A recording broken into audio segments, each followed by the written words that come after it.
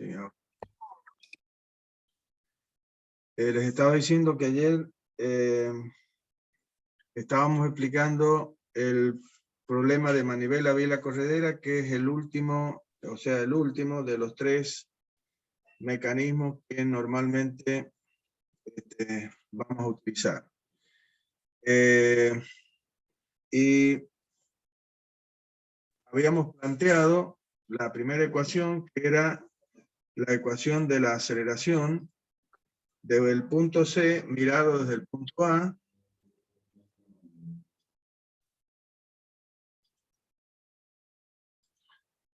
Recordemos, la aceleración de este punto mirado desde el punto A. Y después teníamos la aceleración del mismo punto, pero mirado desde el punto D. Una vez que nosotros podemos conocer cuál es la aceleración de este punto, la aceleración absoluta de este punto, desde el punto A, porque en esta barra tenemos todos los datos correspondientes,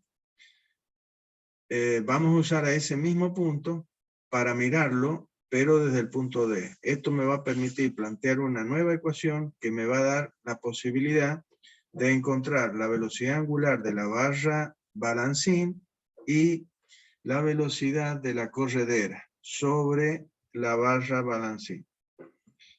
Además de la aceleración angular de la barra y la aceleración lineal de la corredera. Eso es lo que estábamos realizando. Entonces, primero aplicamos la ecuación de diferencia de velocidades, de aceleraciones, del punto C mirado desde A y luego de C respecto de D. Eso es lo que estábamos haciendo ayer, explicamos todo de los sistemas, el sistema móvil, cuáles son las propiedades del sistema móvil, por qué la posición de una componente que se llama Coriolis, todo eso ya lo vimos ayer. Bien, entonces, retomemos en la aceleración. La aceleración entonces del punto C mirado desde A, esto me va a dar esta ecuación, es esta ecuación porque tiene que ver con el caso 1, es decir, los dos puntos C y A son puntos que pertenecen al mismo eslabón. Por lo tanto, estamos en el caso 1. De esa aceleración de C queda solamente la parte debida a rotación, que tiene dos componentes, la normal y la tangencial, y de todas conocemos sus datos. Vuelvo a repetir, planteemos las ecuaciones como se ven acá. La forma correcta de hacerlo es como está escrito en lo que estamos viendo en este momento. Bien. A continuación vamos a plantear la aceleración de C, del mismo punto C, pero visto desde el punto D, desde un sistema auxiliar puesto en el punto D. Y esta sería nuestra ecuación en este caso. Como ven, la ecuación de aceleración tiene, en relación con la primera tiene dos componentes más, que son la aceleración de Coriolis y la aceleración relativa o de deslizamiento. Entonces, escrita completa, como es la forma que tiene, vamos a tener que la aceleración de C, la aceleración de D, más la aceleración normal, más la aceleración tangencial, que esto es la aceleración debida a rotación del sistema auxiliar. La aceleración de D es la de traslación del origen del sistema auxiliar, por eso a estos tres términos se le llaman aceleración de arrastre, es decir, es la aceleración que tiene el sistema auxiliar y que arrastra con esa aceleración a los elementos que están relacionados con este sistema auxiliar, que es el eslabón balancín CD. Bien, pero además tenemos, debido a que el sistema auxiliar está rotando, tenemos la componente debida a la aceleración de Coriolis, que está en función de la velocidad angular de rotación del sistema auxiliar y de la velocidad relativa del cuerpo que se mueve respecto al sistema auxiliar, que es justamente la corredera. Y esta sería la aceleración relativa, o sea, la aceleración que tiene la corredera respecto al sistema auxiliar. Bien, todo eso lo dijimos ayer de cualquier manera. ¿Qué conocemos de esta ecuación? Conocemos la aceleración normal porque ya sabemos todos los datos correspondientes. Conocemos la aceleración de Coriolis porque conocemos que omega y la velocidad relativa de los pasos anteriores. ¿Y qué es lo que nos está quedando? Y nos está quedando conocer el módulo de esta aceleración y el módulo de esta aceleración. Por lo tanto, si esta es una ecuación vectorial que tiene dos ecuaciones escalares, un sistema de dos ecuaciones escalares, con dos incógnitas podemos resolver. Bien. Ya hicimos el trazado, dijimos rápidamente, el trazado de los dos primeros términos del primer miembro. Fue trazar la aceleración tangencial y la aceleración normal. Ya lo hicimos ayer, no lo voy a volver a explicar porque nos lleva el tiempo de esta clase. Y una vez que lo habíamos trazado, comenzamos a trazar el segundo miembro de la ecuación, que es justamente la normal, la tangencial, Coriolis y relativa. Estas cuatro componentes tenemos que trazarlas. ¿A partir de quién? Y del cero de aceleraciones, como siempre. ¿Por qué? Y porque esta ecuación dice que estos dos términos tienen que ser igual a estos cuatro términos. Por lo tanto, por un lado esto es aceleración de C y esto también es aceleración de C. Y eso tiene que quedar reflejado en el trazado vectorial. Entonces, nosotros hemos trazado el primer miembro que son la suma de estos dos vectores. Ahora vamos a empezar a trazar el segundo miembro de la ecuación, a partir de nuestro cero de aceleraciones. Entonces, vamos a comenzar por la aceleración normal, que es un vector del cual conocemos todo. La aceleración normal, conocemos su módulo, conocemos su dirección y conocemos su sentido. El módulo es el omega al cuadrado por el radio. La dirección es la dirección del eslabón CD, y su sentido es hacia el centro de rotación. Entonces, por el cero de aceleraciones trazábamos una línea que representa la dirección de la aceleración normal de C respecto de D. Sobre ella trazamos un vector que va a tener en centímetros los metros por segundo al cuadrado, que es el módulo de este eslabón expresado a través de la escala que elegí. Bien, tenemos el vector trazado. A continuación deberíamos trazar, según la expresión, la aceleración tangencial, pero sabemos que no la podemos trazar porque no conocemos su módulo. Entonces truncaríamos el trazado vectorial.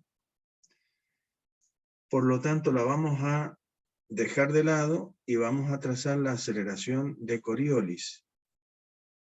Que va a ser un vector que conocemos su módulo, conocemos su dirección y conocemos su sentido. Eso es lo que, en eso quedé ayer, en determinar la dirección y el sentido de este vector. Su módulo sabemos que directamente es el producto de omega por la velocidad relativa multiplicado por 2. Eso me va a dar el módulo de ese vector.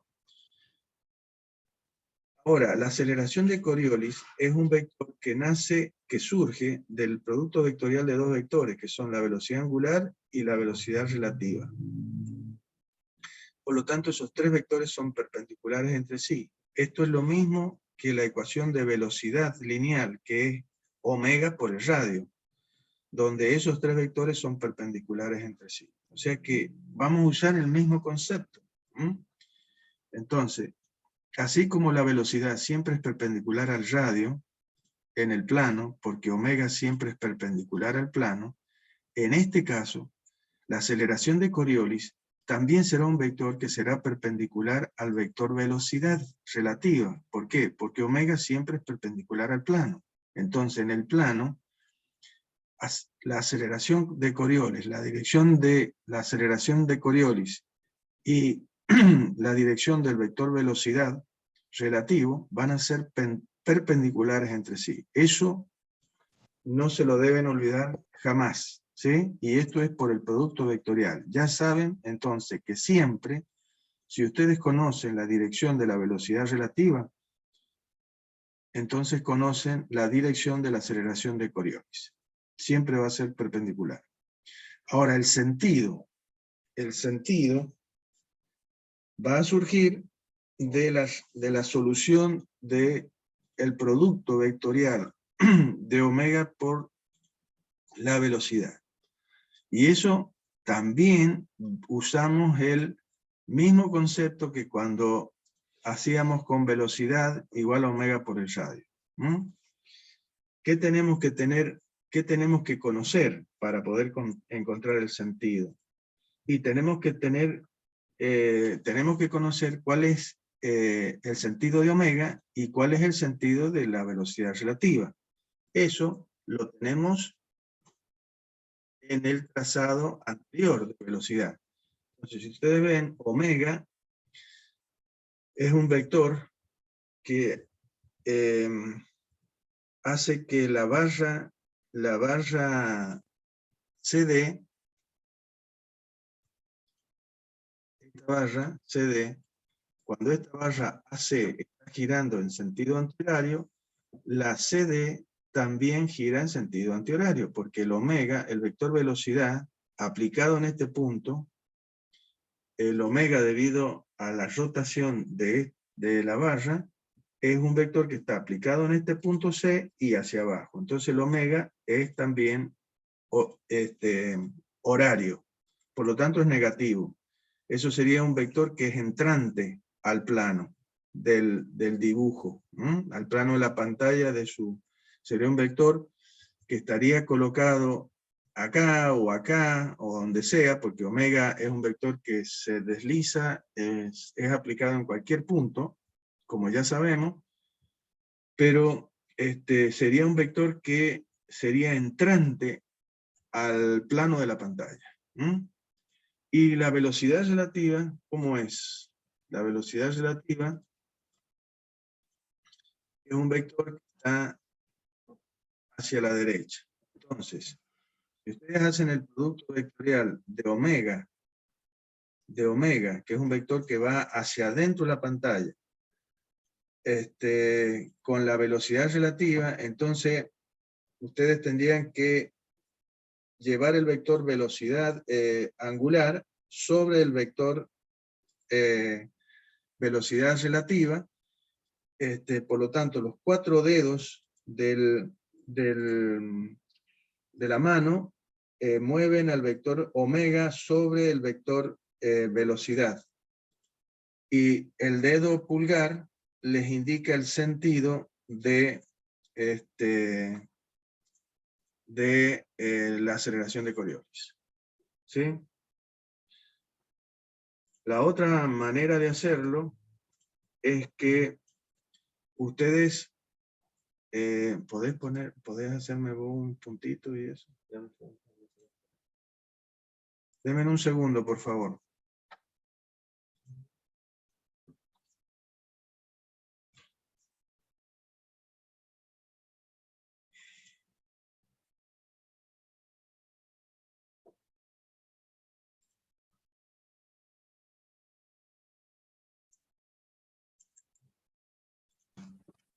Bien.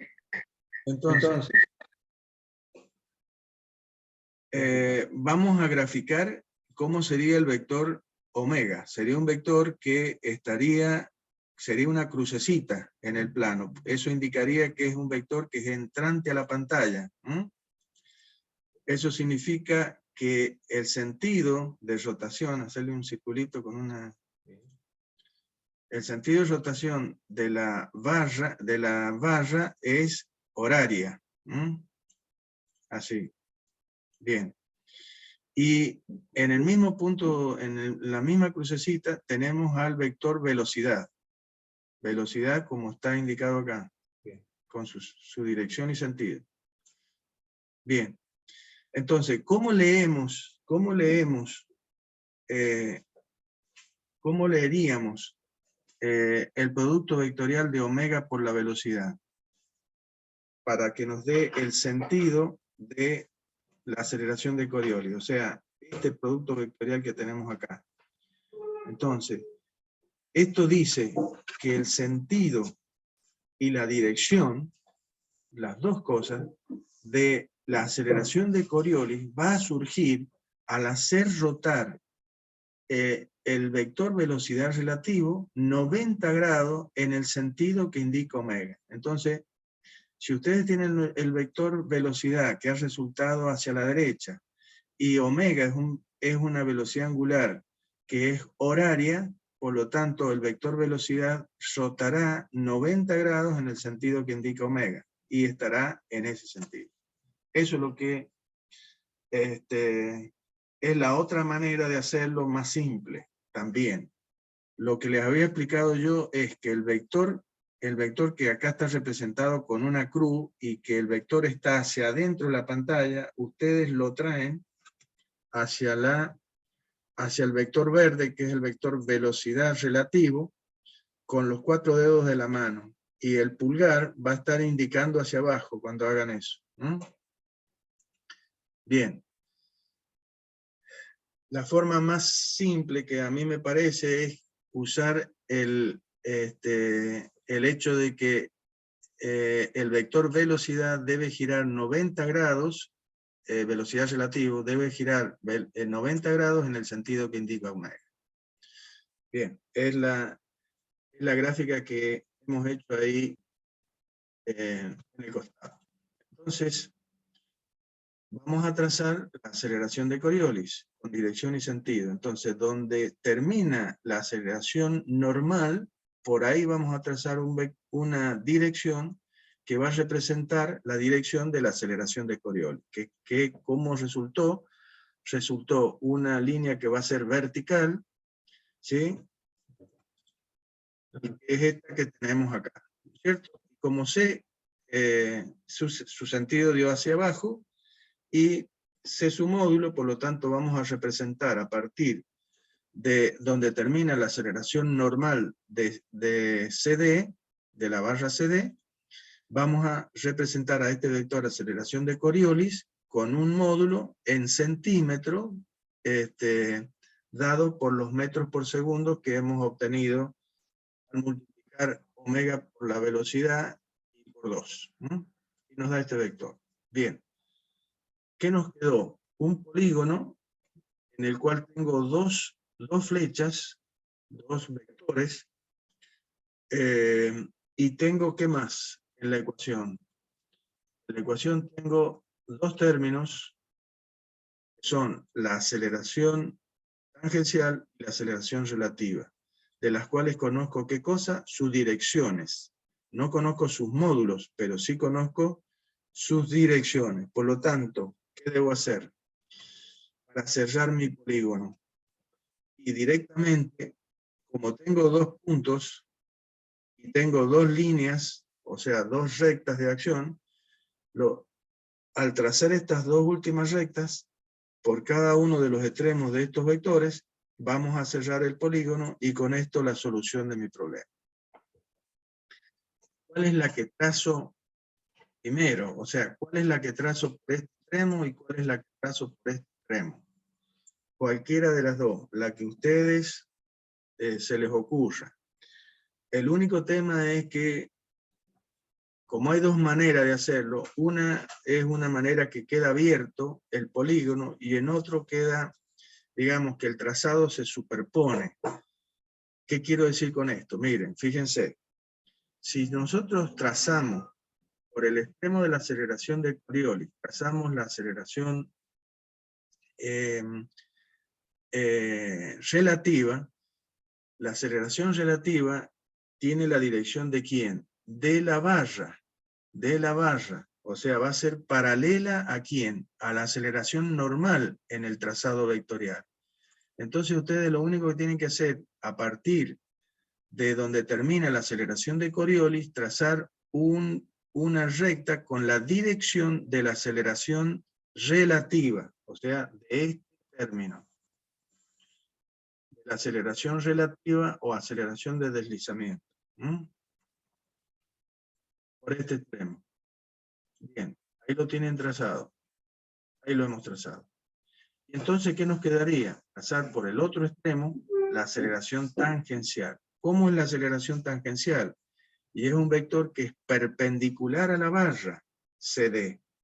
Por lo tanto, va a ser perpendicular a la aceleración normal, CD. Entonces, por este extremo de la aceleración de CA, normal de CA, vamos a trazar la dirección que representa a la aceleración tangencial de C respecto de D. Bien. Donde se corten esas dos últimas direcciones, ahí vamos a tener la solución y vamos a cerrar el polígono de aceleraciones.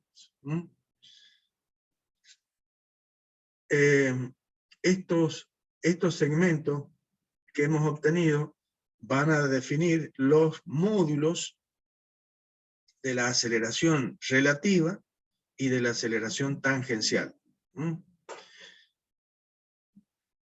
¿Qué sentidos van a tener los vectores? Los sentidos van a responder a la ecuación vectorial. La ecuación vectorial dice que este vector más este vector más este vector más este vector me tiene que dar estos dos vectores.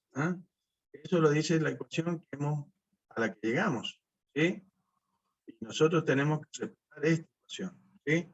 La aceleración normal de CA más la aceleración tangencial de CA tiene que ser igual a la suma de estos cuatro vectores que hemos trazado. Eso es lo que debemos respetar para darle los sentidos a los últimos dos vectores. ¿Sí? Entonces, la aceleración relativa comienza en este punto, termina en este punto de corte. Y en ese punto nace la aceleración tangencial y termina donde termina la aceleración normal de CA. Bien. Entonces, ahí tendríamos trazado todo el polígono de aceleraciones. Y ahí obtenemos al vector aceleración relativo o de deslizamiento, y este sería el vector aceleración tangencial de C respecto de D. Y la aceleración de C, del punto C, de dónde hasta dónde va, y desde el 0 hasta este punto de corte. Esa sería la aceleración de C, absoluta de C. Acá, en la derecha, hemos trazado la otra manera de hacerlo. O sea, en vez de trazar la aceleración normal, la aceleración relativa, perdón, por el extremo de la aceleración de Coriolis, vamos a trazar la aceleración tangencial a esta. Entonces, por ese extremo de la aceleración de Coriolis, vamos a trazar la dirección de la aceleración tangencial. Por lo tanto, como la aceleración tangencial es perpendicular a la barra CD, va a coincidir su dirección con la dirección de Coriolis. Entonces, ahí trazaríamos la aceleración, la dirección de la aceleración de tangencial. Y luego, por el extremo de la aceleración normal de CA, vamos a trazar ¿quién? A la aceleración, a la dirección que representa la aceleración relativa, por acá. Entonces, ¿dónde se cortan las últimas dos direcciones? Y en ese puntito que está ahí. Sobre esta aceleración de Coriolis, que no importa eso. Entonces, ¿qué es lo que va a pasar? Que ahora la aceleración tangencial va a iniciar donde termina Coriolis, en este punto, va hacia arriba hasta el punto de corte. Y a partir de este punto nace la aceleración relativa, que va hasta el punto donde termina la aceleración normal de CA. Si ustedes ven, obtenemos los mismos vectores, ya sea que hayamos decidido trazar por este punto la relativa o la tangencial. Obtenemos los mismos vectores. Lo que cambió es la forma del polígono. de aceleraciones, pero los vectores son exactamente los mismos vectores, con su sentido, o sea, tiene que resultar exactamente igual. Esto es para demostrarles solamente que la suma de vectores, la suma vectorial de vectores es conmutativa. Es decir, yo puedo conmutar, puedo cambiar cómo sumo los vectores, que el resultado me tiene que dar lo mismo. Pero siempre, ojo, tiene que responder ese trazado, tiene que respetar esta expresión. No es cuestión de trazarlo como se los dé la gana. Lo que podemos hacer es conmutar los miembros o sea, los términos de un mismo miembro, básicamente, pero nada más. Bueno, una vez que hemos hecho el trazado, ¿qué nos queda? Y nos queda determinar cuánto vale este vector y cuánto vale este vector. Este vector es un vector lineal. ¿Qué es lo que representa? La aceleración lineal de la corredera sobre el balancín CD. Entonces es una aceleración lineal. Entonces lo único que tenemos que hacer es representar o obtener el valor que está en centímetros acá en el trazado, pasarlo a metros por segundo usando la regla de 3 simple o usando la escala que hemos utilizado, ¿sí? Y en el caso de la aceleración tangencial, este vector representa el valor de la aceleración tangencial, es decir, el producto de omega por el radio. Y una vez que lo medimos a ese vectorcito, lo pasamos a metros por segundo al cuadrado y luego dividimos ese valor en el radio correspondiente de la barra CD. Y eso nos va a dar la aceleración angular de la barra CD, que es 1 radián por segundo al cuadrado. Bien, con eso hemos finalizado lo que es trazado gráfico de los diferentes mecanismos, o sea, de los 3 mecanismos que hemos estudiado a través de la teoría. Luego, podemos resolver problemas en los que intervienen estos mecanismos directamente o la combinación de estos mecanismos, que también se puede realizar. Bien.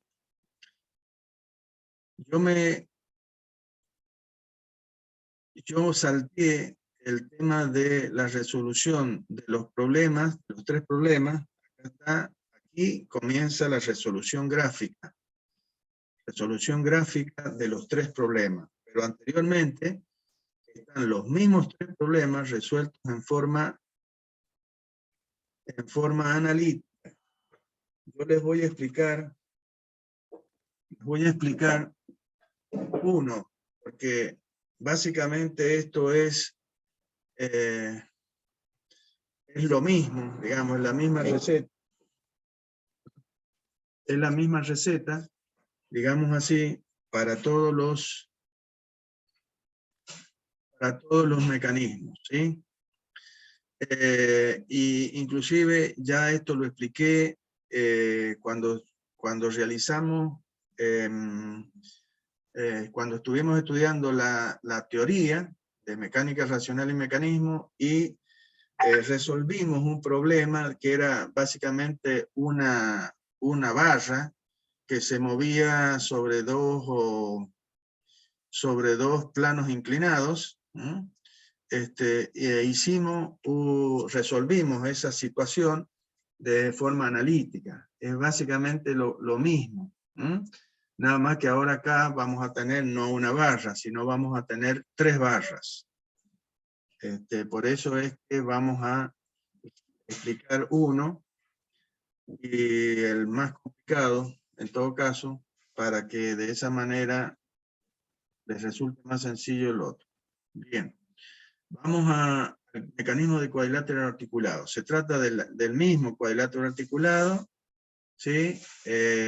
Tenemos las velocidades angulares, velocidad angular y aceleración angular de la barra de entrada, AB, y necesitamos determinar la velocidad y la aceleración angular de la barra CD, que es la barra balancín de salida. Bien, no voy a repetir, bueno, tenemos todos los datos de la geometría correspondiente al mecanismo, o sea, longitudes de barras, ángulos que forma con los ejes, o sea, los ángulos que cada eslabón forma con los ejes, absoluto, en este caso,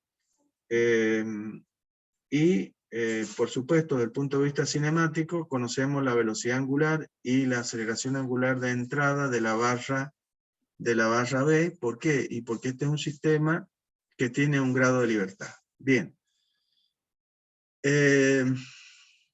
Para el planteo de las ecuaciones, vamos a plantear las mismas ecuaciones que hemos hecho para el caso de resolución gráfica. Son las mismas ecuaciones, vamos a usar el mismo método, que es el método del movimiento relativo, o sea, tenemos un sistema absoluto que está puesto en el bastidor, y un sistema auxiliar que voy a ir colocando en los puntos característicos para definir las ecuaciones de diferencia de velocidad o de aceleración. ¿Sí? Como aquí vamos a comenzar por el eslabón de entrada AB, que es el que tiene todos los datos, ¿sí? Yo necesito saber con qué velocidad va a tener este punto B, que es uno de los puntos característicos de este mecanismo. Es la junta entre el eslabón balancín de entrada y el acoplador. ¿Esto por qué? Y porque este punto me va a servir luego para, a partir de él, seguir analizando el mecanismo. Entonces, ¿de dónde parto? Y parto desde el eslabón AB, en donde uno de los puntos de ese eslabón es el punto A, que es el punto de articulación de este eslabón con el bastidor. Por lo tanto, de ese punto conozco algo, y que es que su velocidad vale 0. Entonces ahí vamos a poner nuestro sistema auxiliar para mirar al punto B desde el punto A, y plantear la ecuación de diferencia de velocidades. Es lo de siempre, es exactamente lo mismo. Bien, entonces la ecuación de velocidad, la velocidad absoluta de este punto, que está mirada por un observador colocado en el punto A, origen del sistema absoluto, va a ser la velocidad que tendría el origen del sistema auxiliar puesto en A, en el mismo punto, que no se va a mover porque no puede, porque es un punto del bastidor, por eso su velocidad vale 0, más la velocidad debida a la rotación, o sea, la velocidad relativa que tiene el punto B cuando la barra AB rota respecto de este sistema auxiliar X1 y 1 colocado en el punto A y que está quietito ahí porque esto es caso 1. Bien. Por lo tanto, de la expresión de la diferencia de velocidades nos queda solo la parte relativa que se transformó en absoluta ahora porque estamos refiriendo el movimiento de este punto debido a rotación respecto a un punto que es del bastidor. Entonces esta velocidad debida a rotación se transforma en absoluta, velocidad absoluta de B, vista desde el sistema absoluto. Y que depende del omega y del radio, del omega de la barra y del radio que separa el punto A del punto B desde el punto A. Bien, ¿cómo vamos a resolver esto? Y bueno, vamos a tener que colocar a los vectores, a cada vector que interviene en esta ecuación, lo vamos a expresar por su módulo y por su versor. Entonces, el vector velocidad es un vector que ¿cómo va a estar en el plano? Sabemos, es un vector que va a estar perpendicular a la barra B. Por lo tanto, va a ser un vector que va a estar perpendicular. ¿Por qué? Porque es tangente a la trayectoria que sigue el punto B cuando la barra B rota respecto del punto A. No me voy a cansar de decirlo, chicos, porque para que les quede claro siempre esto, ¿no? Entonces, este vector va a ser tangente a la trayectoria y perpendicular al radio RBA. ¿No? Entonces va a ser un vector que va a estar en el plano y que va a tener proyecciones sobre el eje X y sobre el eje Y. Entonces, como yo no conozco el vector, lo tengo que expresar a través de sus componentes. Entonces va a ser un vector. El vector velocidad absoluto de B va a tener componente sobre el eje X, que va a ser el módulo del vector por el versor de ese eje.